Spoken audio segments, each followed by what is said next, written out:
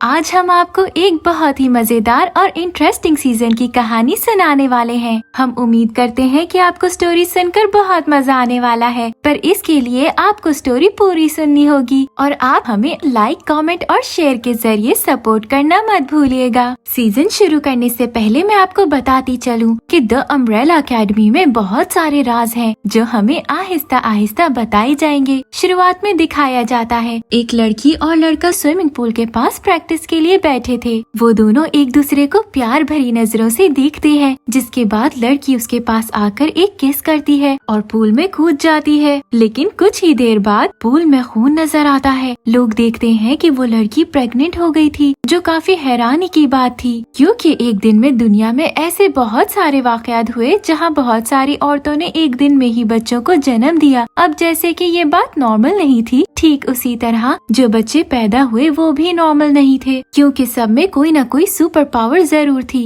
Sir Reginald को जब ये बात पता चली, जो कि एक बहुत अमीर इंसान थे, लेकिन उनकी कोई औलाद नहीं थी, क्योंकि उन्होंने अपना सारा टाइम स्टडी को दे दिया था। वो किस बारे में स्टडी करते थे ये हम सब के लिए एक राज था। खैर, सर रेजिनॉल्ड को जब इस बात का पता चला तो वो सुपर पावर्स को रखने वाले बच्चों को अडॉप्ट करने निकल पड़े, लेकिन उन्हें दुनिया में बस 7 बच्चे मिले। वो उन्हें अपने साथ रख लेते हैं और सभी को ट्रेन भी करते हैं। अब मैं आपको सभी बच्चों का तारुफ करवा देती हूँ ताकि स्टोरी को आराम से समझा जा सके। पहले नंबर पर लूथर था, जो बहुत ही अक्लमंद इंसान होने के साथ साथ बहुत हिम्मत भी रखता था, लेकिन सर रेजिनॉल्ड ने उसे किसी वजह से चांद पर भेज दिया था। इसकी वजह हमें आगे पता चलेगी। दूसरे नंबर पर डिएगो था, जो बहुत अच्छा फाइटर था, लेकिन गुस्से में वो किसी भी हद तक जाने को तैयार रहता था। वो अक्सर रात में बुरे लोगों को मारने निकल जाता था। तीसरे नंबर पर एलिसन थी, जो एक बहुत बड़ी सुपरस्टार बन चुकी थी, लेकिन उसकी पावर्स बहुत ही शानदार थी, क्योंकि वो अपनी आवाज से लोगों से हर वो काम करवा सकती थी जो वो चाहती थी। चौथे नंबर पर क्लॉज दिखाया जाता है, जिसका रहने सहने का ढंग सबसे अलग था और वो ड्रग एडिक्ट था। अब इसकी वजह भी हमें आगे पता चलने वाली है। अब हमें नंबर 7 दिखाई जाती है, जिसका नाम वानिया था। वो एक वायलिनिस्ट थी, लेकिन वो बहुत आम जिंदगी गुजार रही थी। नंबर 5 और 6 बहुत स्पेशल थे, और उनकी खास बात क्या थी और वो कैसे इस सीजन में बहुत मजेदार से ट्विस्ट लाते हैं,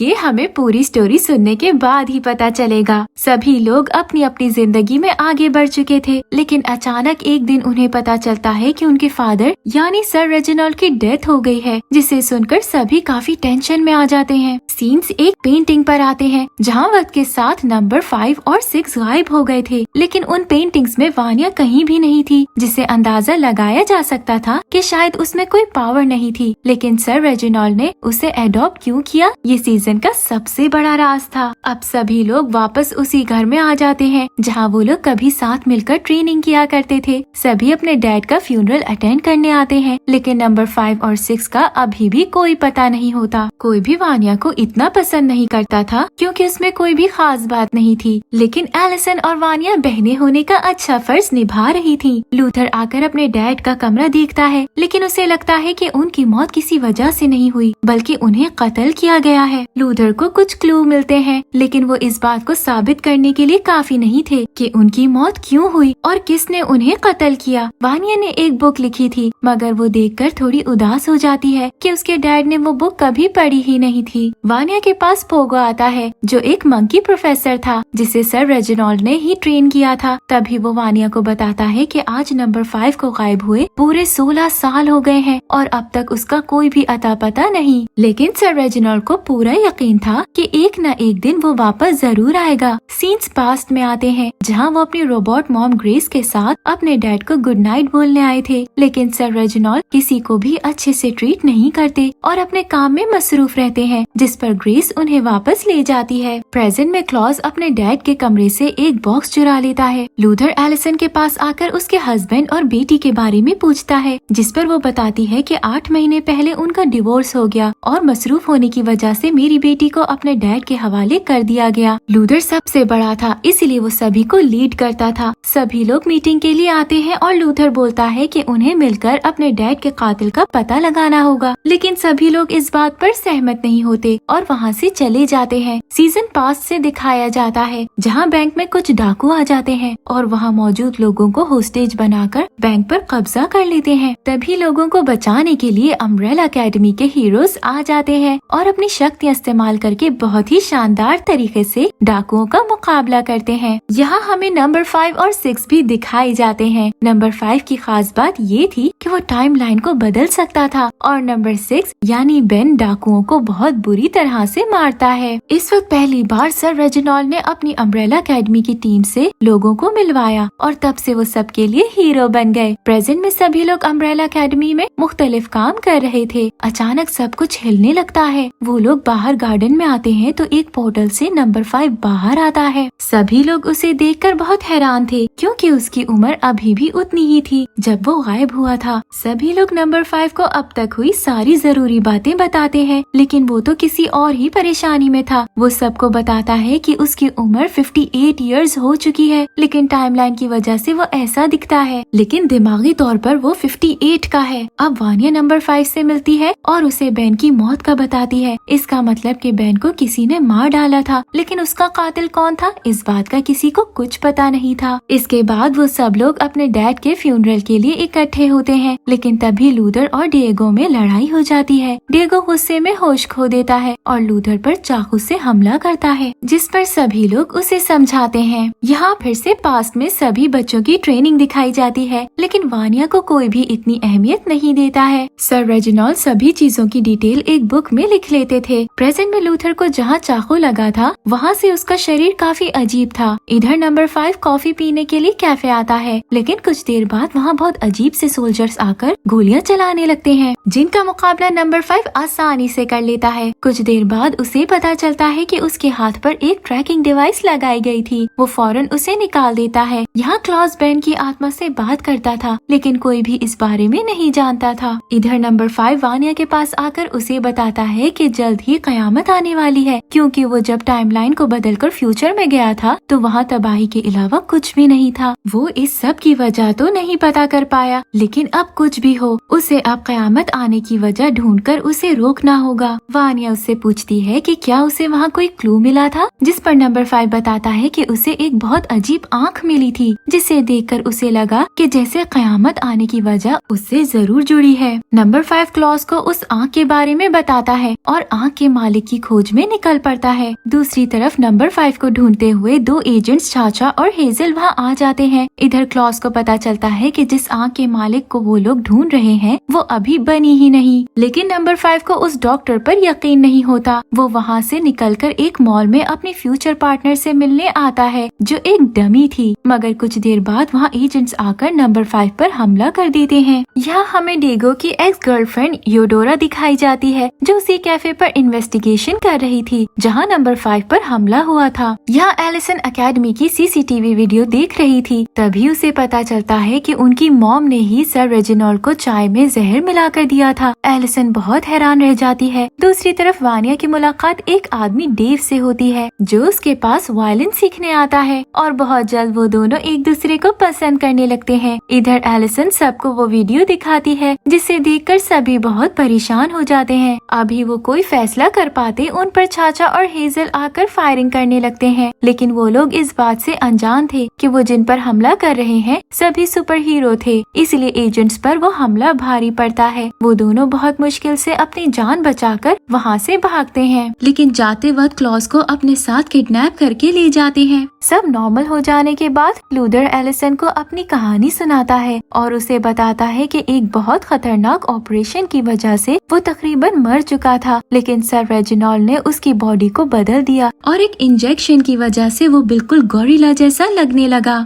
इसके बाद डैड ने उसे चांद पर एक मिशन पूरा करने भेज दिया। डिएगो बहुत जल्दबाजी करता है और अपनी मॉम को जाकर शट डाउन कर देता है ताकि वो किसी और की जान ना ले ले, लेकिन सबको लगता है कि शायद मॉम को एजेंट्स ने शट डाउन कर दिया है। इधर चाचा और हेजल क्लॉस को बहुत टॉर्चर करते हैं ताकि वो नंबर 5 का पता बता दे, लेकिन बहुत मारने पर भी वो कुछ नहीं बताता। लेकिन फिर उन्हें पता चलता है कि क्लॉस बहुत बड़ा नशेड़ी है, इसीलिए वो उसे ड्रग्स की लालच देते हैं, जिस पर वो सब बता देता है। नंबर 5 उस डॉक्टर को पकड़ लेता है और उसे उसे पता चलता है कि डॉक्टर ऐसी आंखें बनाकर इलीगली उसे बेचता है। शायद इसीलिए उस आंख का कोई रिकॉर्ड नहीं। जब नंबर 5 डॉक्टर से पूछताछ कर रहा होता है तभी एजेंट्स जाकर सभी फाइल्स को आग लगा देते हैं, क्योंकि क्लॉस ने उन्हें बता दिया था कि नंबर 5 एक आंख के मालिक को ढूंढ रहा है। इधर डिटेक्टिव यूडोरा क्लॉस का पीछा करती वहाँ आ जाती है और उसे वहाँ से आजाद कर देती है। क्लॉस तो वहाँ से भागने में कामयाब हो जाता है, लेकिन चाचा आकर यूडोरा को शूट करके मार डालती है। क्लॉस इस सब से बहुत डर गया था। वो अपने साथ एक सूटकेस भी ले जाता है। कुछ देर बाद जब क्लॉस उसे खोलता है तो वो वहाँ से गायब हो जाता है। इसका मतलब कि वो सूटकेस टाइम ट्रैवल के लिए इस्तेमाल होता है। सीजन फिर से पास्ट में जाता है जहाँ नंबर 5 बहुत बूढ़ा हो गया था। तभी उसके पास एक ओल्ड लेडी एग्निस आती है जो एक सीक्रेट टाइम ट्रैवल कंपनी के लिए काम करती थी। उनका काम टाइम को स्टेबल रखना था, यानी कोई भी वक्त के साथ छेड़खानी नहीं कर सकता था। जो ऐसा करता उसे मार दिया जाता था। नंबर 5 बहुत अच्छा टाइमलाइन कंट्रोलर था, इसीलिए वो उसे अपने साथ कंपनी ज्वाइन करने का बोलती है। पर नंबर 5 को बहुत सारे मर्डर करने पड़े जो वो नहीं करना चाहता था, लेकिन बहुत तंग आकर उसने वहाँ से भागने की ठानी और टाइम ट्रैवल की पहेली सुलझा दी। इस वजह से कंपनी ने नंबर 5 को मारने का ऑर्डर दिया और एजेंट्स उसे मारने आते हैं। दूसरी तरफ एलिसन को वानिया के बॉयफ्रेंड पर शक होने लगता है और वो उस पर रिसर्च करने लगती है। वानिया डेव पर बहुत भरोसा करने लग गई थी और अपनी एंजाइटी की सभी मेडिसिन लेना बंद कर दी थी जो सर रेजिनाल्ड ने उसे लेने को बोला था। लेकिन वक्त के साथ साथ वानिया बहुत बदलती जा रही थी और वो हर रोज खुद में बेहतरी देख रही थी। वानिया अब वायलिन में भी इस कदर माहिर हो गई थी कि उसे बहुत अच्छी जगह लीड रोल मिला था, जिसे लेकर वो बहुत खुश थी।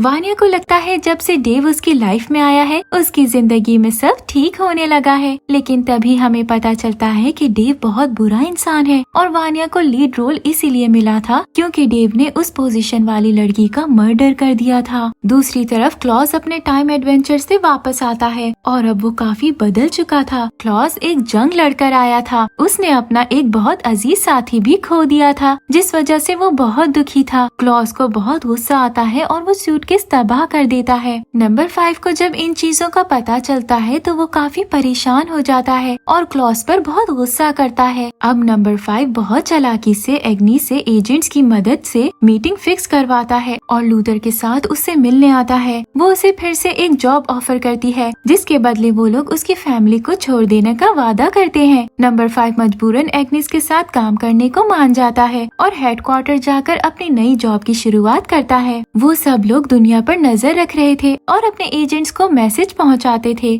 5 को काम के दौरान पता चलता है कि कयामत आने में बहुत कम समय बचा है और इसके पीछे हेजल का हाथ था, इसीलिए वो ऑर्डर्स बदल कर एक दूसरे को मारने का मैसेज चाचा और हेजल तक पहुंचा देता है। लूथर अपने डैड के कुछ डॉक्यूमेंट्स देखता है, तभी उसे पता चलता है कि सर रेजिनाल्ड ने उसे चांद पर किसी मिशन पर नहीं बल्कि ऐसे ही भेजा था जिसका कोई मकसद नहीं था। लूथर इस बात से बहुत दुखी हो जाता है क्योंकि उसने अपनी जिंदगी का बहुत अहम हिस्सा उस चांद पर बर्बाद कर दिया था। लूथर गहरे सदमे में चला जाता है। वानिया को लगता है कि सभी लोग उससे छुपकर प्लान्स कर रहे हैं और सभी लोग कोई पावर ना होने की वजह से वानिया को बहुत कमजोर समझते हैं और सर रेजिनाल्ड भी ऐसा ही किया करते थे। वानिया को बहुत गुस्सा आ जाता है और रास्ते में जाते वक्त काफी सारी चीजें उसके गुस्से के कारण खराब होने लगती हैं, जिसका मतलब कि वानिया के अंदर भी पावर्स थी। डेव और वानिया ये सब देखकर काफी हैरान होते हैं। इधर पोगो मॉम रोबोट को फिर से ठीक कर देता है। दूसरी तरफ नंबर 5 अपने ऑफिस को ब्लास्ट करके सूटकेस की मदद से वापस कयामत रोकने आता है। तभी सर्च करने पर पता चलता है कि हेजल किसी और को नहीं बल्कि वानिया के बॉयफ्रेंड डेव को बचाने आए थे। इसका मतलब कि डेव बहुत ही खतरनाक इंसान था और कयामत की वजह बनने वाला था। डेव की हिस्ट्री से पता चलता है कि वो एक आम इंसान था, लेकिन उसकी पैदाइश के वक्त डेव की मॉम की डेथ हो गई और उसके डैड ने डेव को बहुत बुरी जिंदगी दी। लेकिन वो अम्ब्रेला एकेडमी का बहुत बड़ा फैन था। वो सर रेजिनाल्ड के पास जाता है ताकि वो उसे अडॉप्ट कर ले,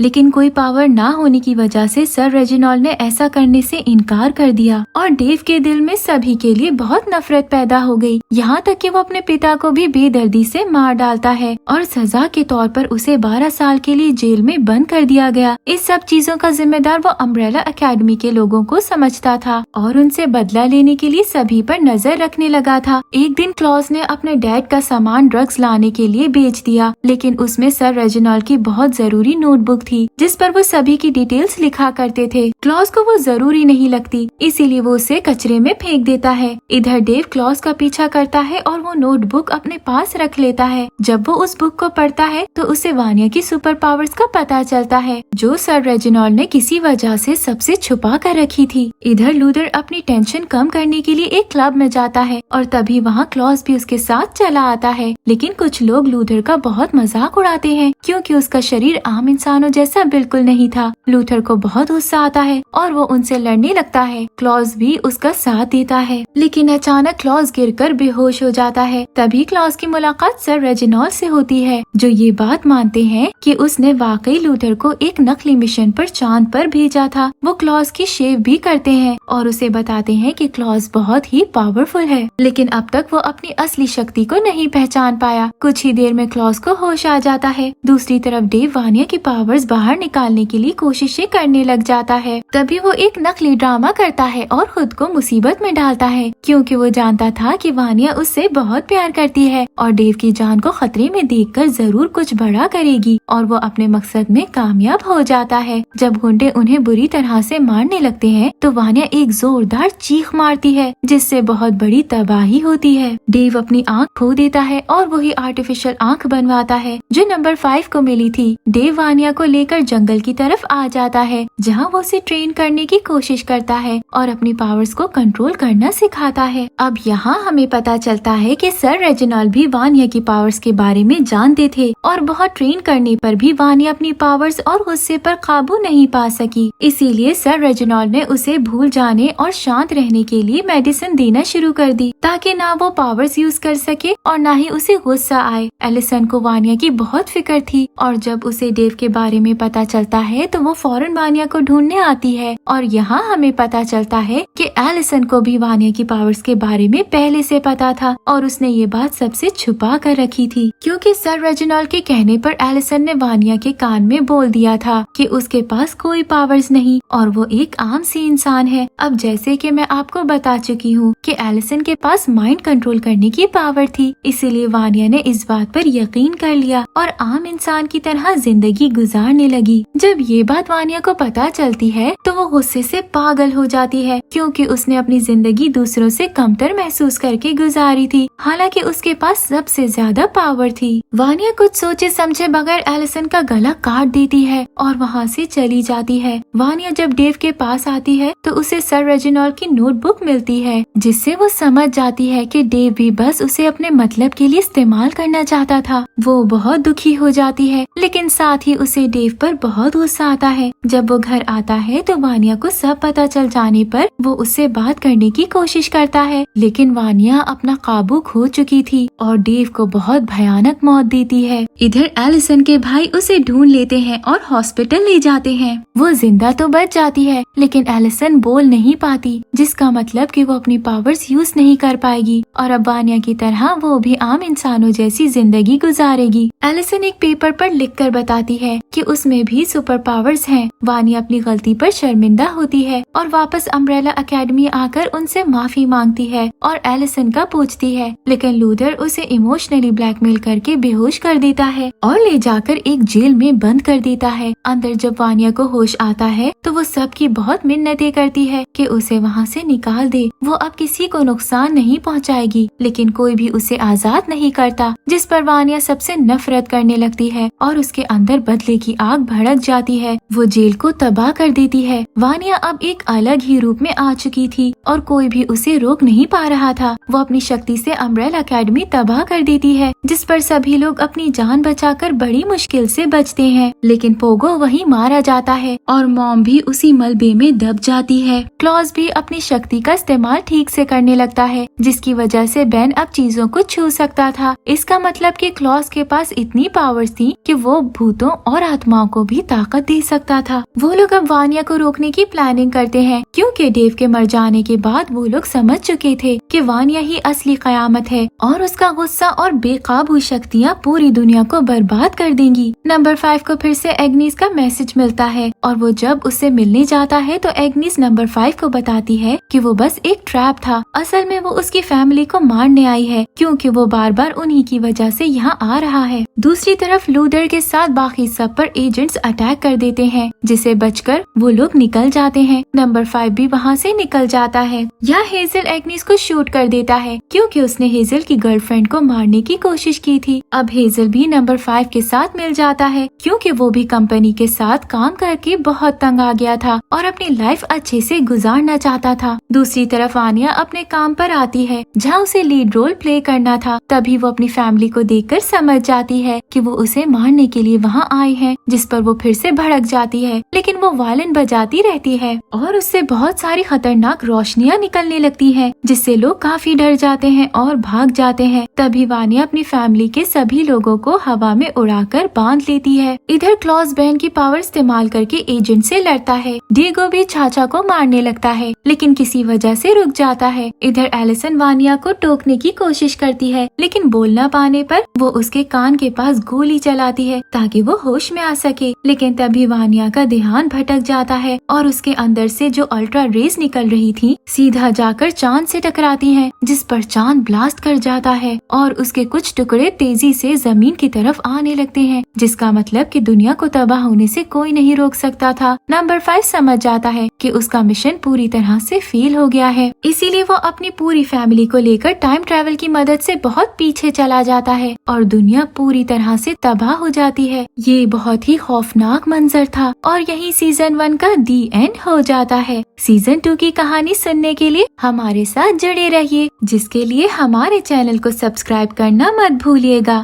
थैंक यू फॉर वॉचिंग।